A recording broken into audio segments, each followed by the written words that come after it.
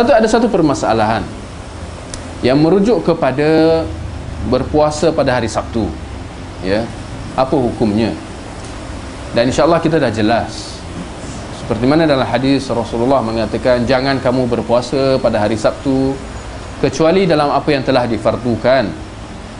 Bahkan kalau seorang kamu tidak mendapati apa-apa yang boleh dijamahnya, hanya kulit anggur ataupun ranting pokok, maka hendaklah dia menjamahnya. Ya. Hadis ini jelas membawa maksud larangan berpuasa pada hari Sabtu secara mutlaknya, kecuali dalam apa yang difardukan. Ya. Di antara pandangan pihak lawan yang beranggap bahawa berpuasa pada hari Sabtu itu diharuskan, dibolehkan, apatah lagi kalau sekiranya dia jatuh pada hari yang disunatkan untuk kita berpuasa, seperti mana puasa Ashura yang kita akan lalui tidak lama lagi, atau kalau dia puasa Arafah, atau kalau sekiranya dijatuh pada hari nak berpuasa sempena 6 hari Syawal, atau kalau dia jatuh pada hari putih, mereka apabila berdepan dengan hadis yang melarang berpuasa pada hari Sabtu itu, bagaimana mereka menolaknya?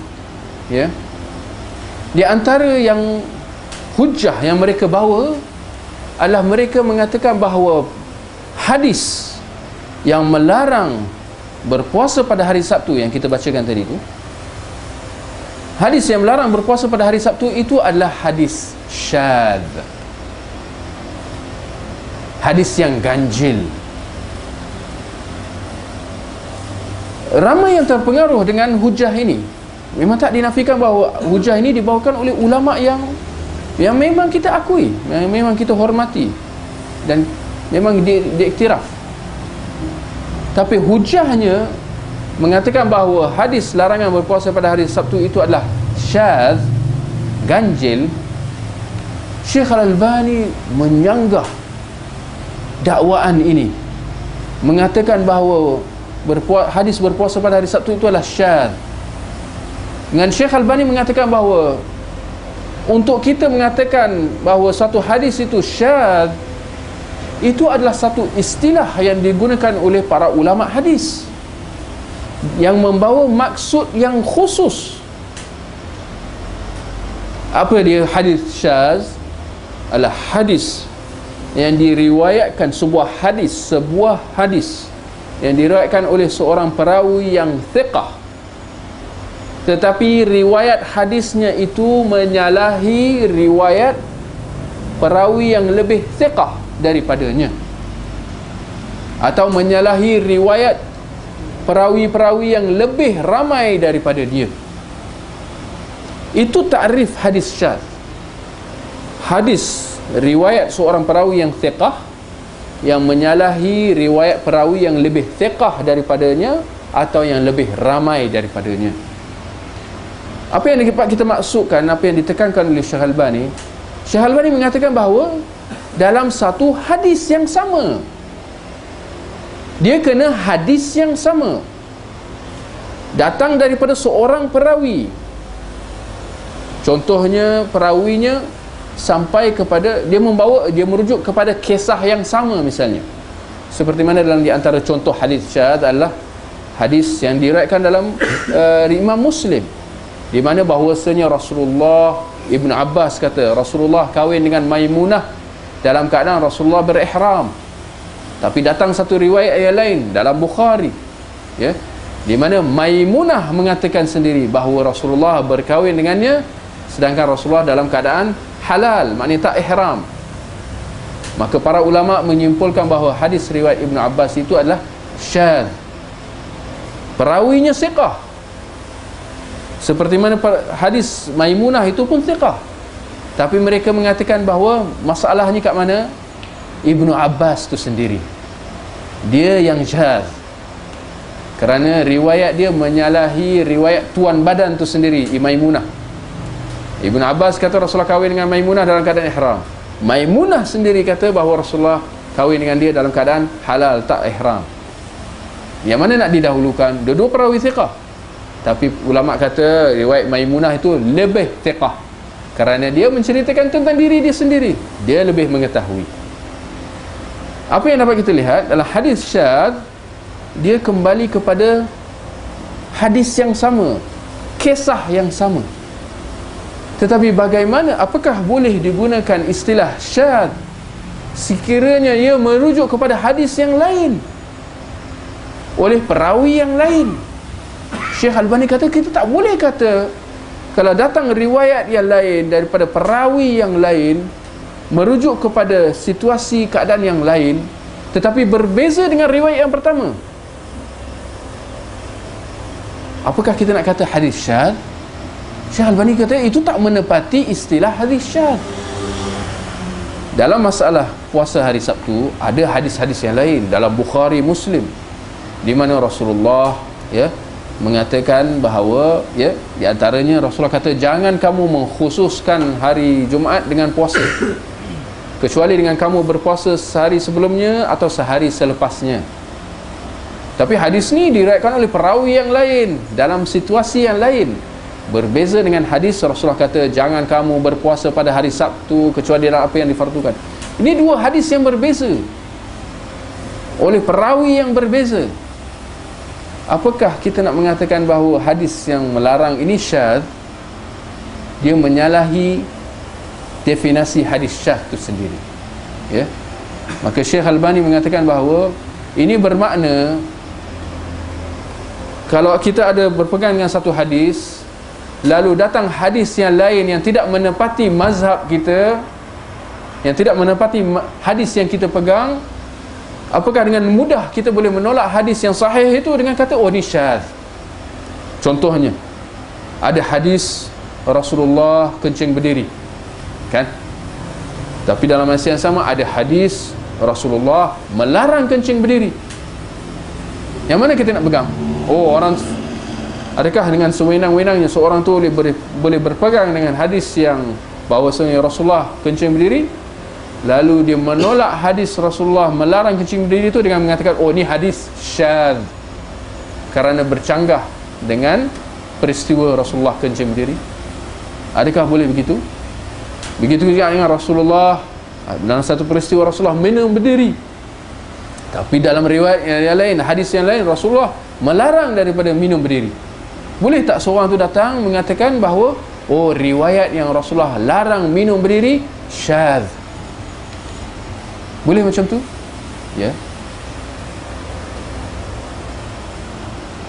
Bagaimana pula dengan larangan kita kahwin lebih daripada 4? Tapi dalam masa yang sama ada hadis yang jelas mengatakan bahawa Rasulullah kahwin lebih daripada 4. Apakah seorang tu boleh datang sewenang-wenang oh hadis Rasulullah kahwin lebih daripada 4 ni syadz kerana menyalahi hadis yang Rasulullah larang kahwin lebih daripada 4? Ini merosakkan definisi hadis syadz itu sendiri. Ini yang Syekh Albani menolak hujah mereka yang mengatakan bahawa berpuasa pada hari Sabtu itu adalah syadz, semata-mata kerana ia menyalahi pendapat mazhab mereka. Jadi ini adalah satu yang tak patut. InsyaAllah panjang sangat ni. Makruh juga hukumnya berpuasa sunat pada hari Sabtu jika tidak disertakan dengan berpuasa pada hari Jumaat atau Ahad. Ini berdasarkan hadis yang diriwayatkan oleh Imam Ahmad, janganlah kamu berpuasa pada hari Sabtu kecuali puasa yang diwajibkan atas kamu. Ini ada satu pendapat lah, mereka yang nak mentafsirkan hadis yang melarang berpuasa pada hari Sabtu banyak pendapat. Ada yang kata larangan ni bukan haram tapi makruh. Ada yang kata oh larangan ni syadz yang kita sebutkan tadi. Ada yang kata oh larangan berpuasa pada hari Sabtu tu sekiranya kita puasa pada hari Sabtu sahaja. Adapun kalau sekiranya kita berpuasa sehari sebelumnya atau sehari selepasnya, seperti mana dalam SMS ni, maknanya kalau dia berpuasa dengan hari Jumaat atau dia berpuasa Sabtu tu dengan Ahad, oh tu tak dilarang.